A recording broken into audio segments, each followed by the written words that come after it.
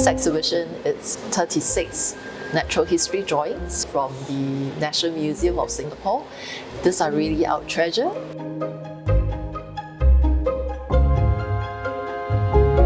They highlight the biodiversity of Singapore, and these drawings, they're very unusual because they are from the 19th century.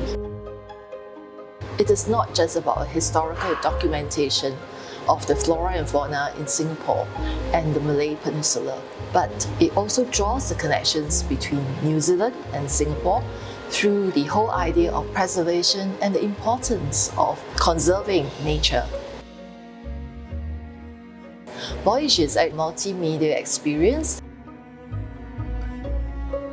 Digital experiences will help to complement and tell our story in a deeper level. Very happy to be able to present the show, partnering with the Canterbury Museum. This is fantastic, beyond words.